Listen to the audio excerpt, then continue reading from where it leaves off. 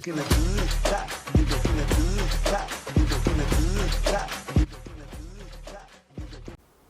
అండి. ముందుగా పావు కేజీ పెసల్ని నైట్ అంతా నానబెట్టి మార్నింగ్ అయితే బాగా శుభ్రంగా కడుక్కోవాలండి. పెసల్ని బాగా వాష్ చేసిన తర్వాత మిక్సీ అయితే పట్టుకోవాలండి.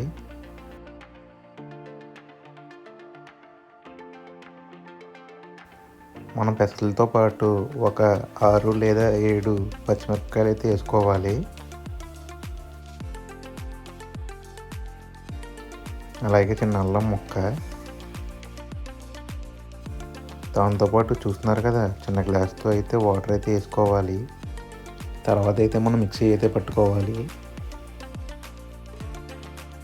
అలా ఒక దెబ్బ మిక్సీ పట్టుకున్న తర్వాత అయితే మళ్ళీ మనం చిన్న గ్లాస్తో అయితే వాటర్ అయితే వేసుకొని మళ్ళీ మిక్సీ అయితే పట్టుకోవాలి.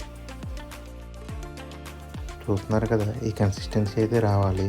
తర్వాత అయితే మనం ఈ పిండి అంతా ఒక గిన్నెలోకి అయితే షిఫ్ట్ చేసుకుందాం. తర్వాత అయితే ఈ పిండిలో 1/2 టేబుల్ స్పూన్ అయితే సాల్ట్ యాడ్ చేసుకుని బాగా కలుపుకుందాం. అలా సాల్ట్ బాగా మిక్స్ చేసిన తర్వాత లైట్గా అయితే వాటర్ వేసుకొని మళ్ళీ ఒకసారి అయితే బాగా మిక్స్ చేసుకోండి.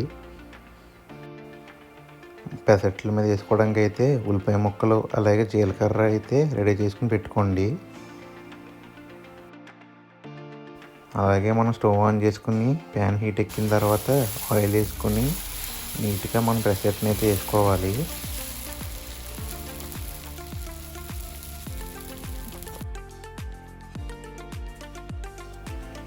అలా ఉల్లిపాయ ముక్కలు జీలకర్ర కూడా యాడ్ చేసుకోండి.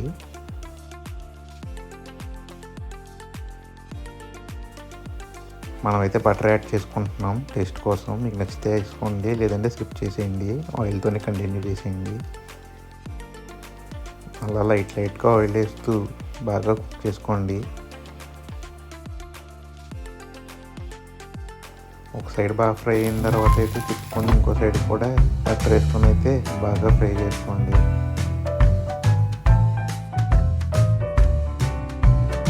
ఈ విధంగా బటర్ను మొత్తం పెసరట్టుకు అంతా పట్టేలాగైతే అప్లై చేసుకోండి.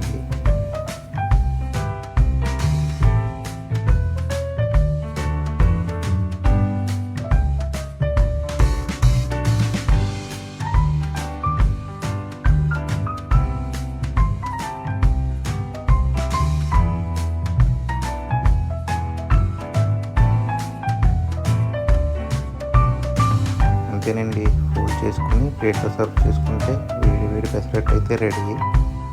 దీనికోసం అయితే మనం టమాటా చట్నీ చేసుకున్నాం. దాని వీడియో కూడా మన ఛానల్లో ఉంటుంది, చూసేయండి.